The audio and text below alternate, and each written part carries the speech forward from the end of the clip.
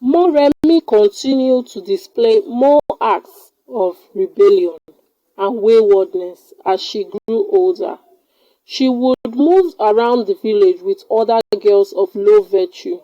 She would also insult anyone that tried to correct or reprimand her for anything she had done wrong. Moremi's parents, while trying desperately to make sure that she still becomes useful to herself and the society, decided to take her out of the public school she attended to a private school called St. Thomas Secondary School. This didn't do anything to slow down or hurt Moremi's escapades, as she only became worse than she had been. She began to keep late nights. You could hear her and her friends returning home from night parties at ungodly hours.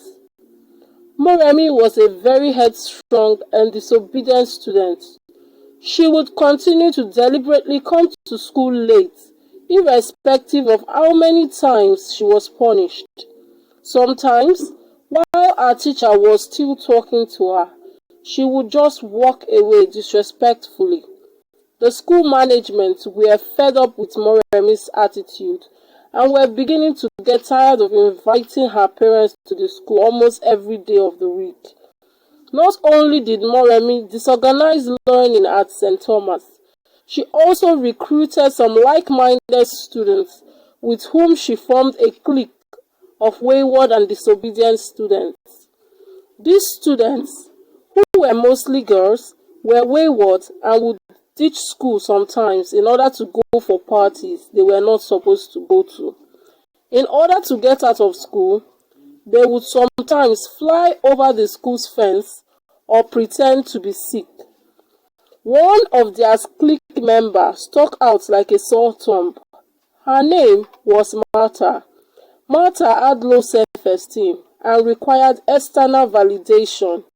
She was a good girl, but was easily swayed by other people's opinion and thoughts. Martha had two friends that were also exemplary students, but she was also friends with Moremi.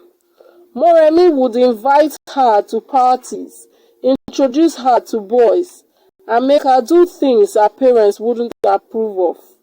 Her friends, Jennifer and Mercy, would warn her about how bad it would be for her to try to copy Moremi, but she paid them no mind.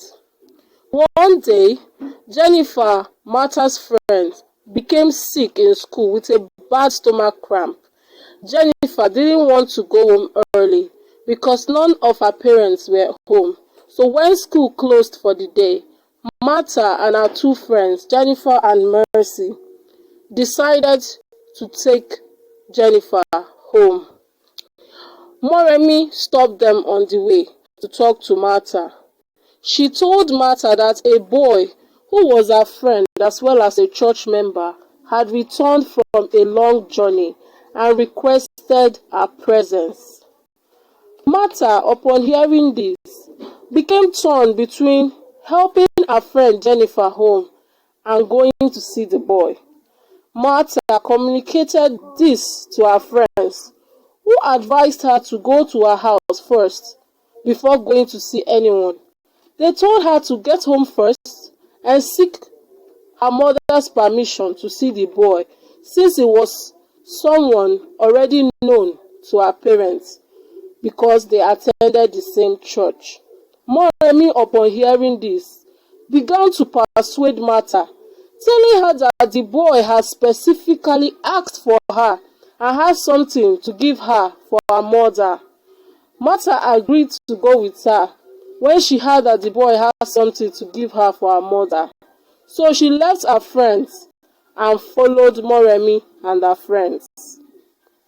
Once they got there, the boy was actually surprised to see her, but they knew each other already and began to talk to each other. As soon as they got lost in their conversation, Moremi sneaked out and left them and walked away. Few minutes later, Moremi returned with the school authority and some students. They began shouting for the boy to release Moremi and that the police had been called to arrest him if he doesn't. Martha came out and was confused. The boy didn't understand what was going on as well.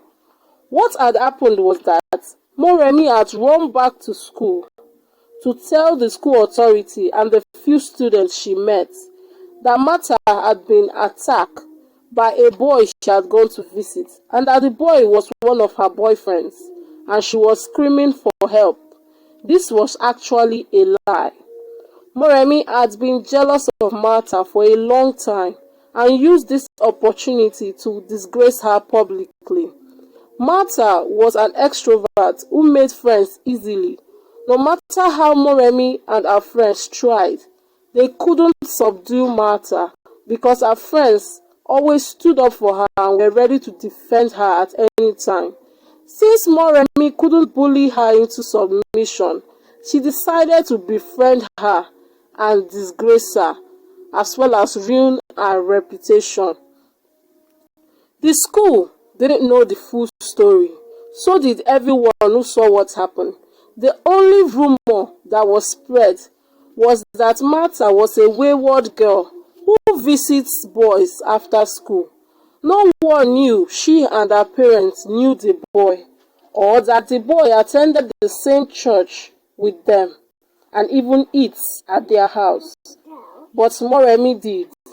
Her friends tried their best to defend her, but the damage had already been done. Martha was expelled from her school and became ashamed to even come close to the school area again. At first, her parents tried to go about their normal lives like nothing happened, but the jeering and the catcalls from people when they walk by became unbearable, so they moved away from that village to another village. The lesson to be learned from this story is that we should beware of people who suddenly come into our lives and begin to fight our former friends or existing friends or try to separate us from them. It might be a tactic to isolate you from your source of help or salvation.